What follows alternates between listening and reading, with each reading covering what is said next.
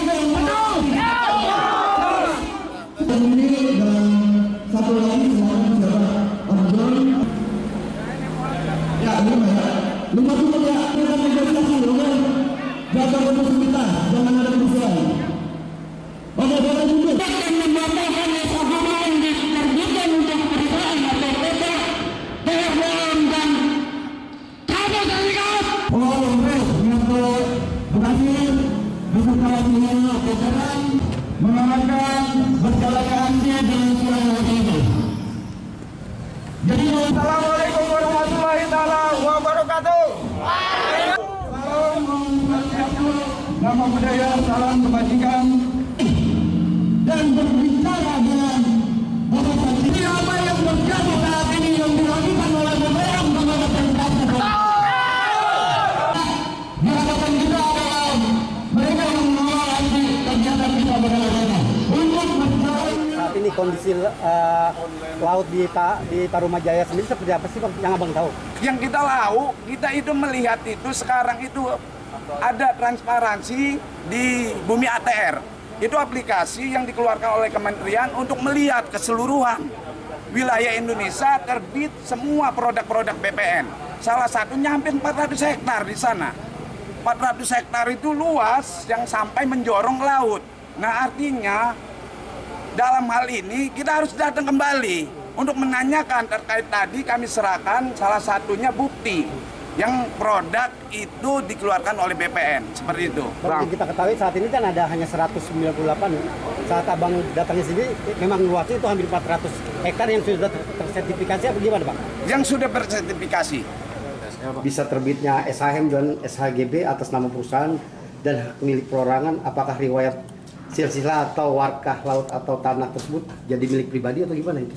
Nah, tadi sudah disampaikan mengenai penerbitan sertifikat, apakah di laut atau tidak di laut, teman-teman sudah melihat di Bumi ATR, itu sudah kelihatan dan sudah dilaporkan ke Pak Menteri dan sudah disampaikan di dalam RDP DPR.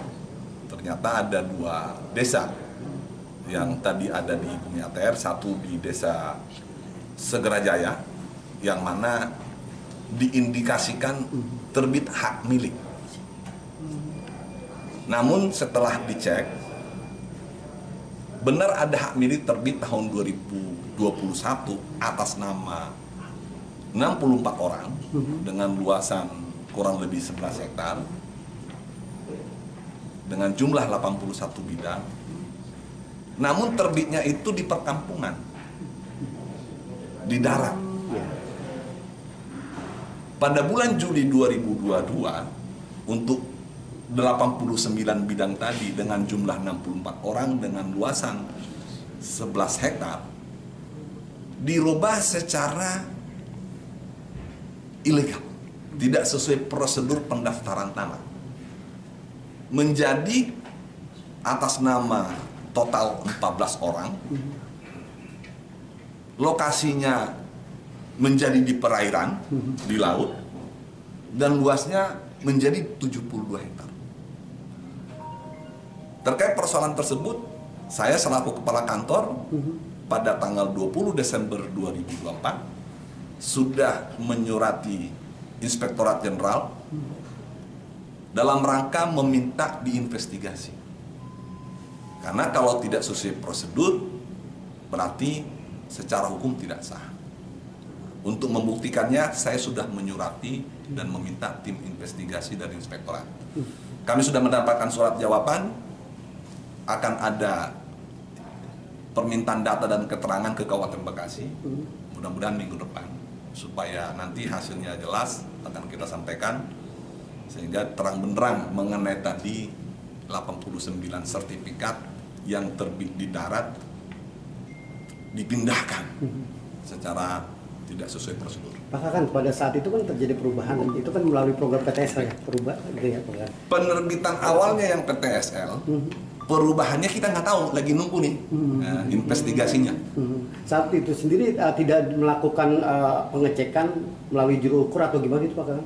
Sampai akhirnya terbit di lahan. Penerbitannya saya tegaskan di PTSL 2021 itu masih di darat, di perkampungan, bukan dekat-dekat situ. Memang satu desa tapi di perkampungan.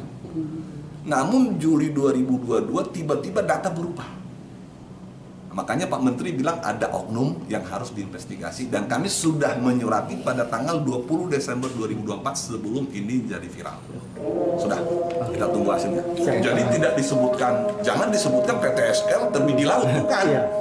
Gitu loh, justru kita kaget kok jadi di laut. Nah, makanya karena kami kaget, ya kami cek data, kami surat di Inspektorat, coba dicek nih. Berarti ada dugaan, ada oknum yang bermain atau nah, ini biar dicek sama Inspektorat. Jadi saya sudah surati tanggal 20 Desember 2024, kenapa data itu pindah? Supaya dicek. Karena kami tidak pernah menerbitkan di sana, yang terbitnya di darat, perkampungan. Kok dicek menjadi di sana? Ternyata pas dicek awal, dilihat itu terjadi kurang lebih Juli 2022. Nah, ini lagi dipastikan. Investigasi. Dan itu kita punya lembaga kredibel, Inspektorat Bidang Investigasi untuk melakukan hal itu.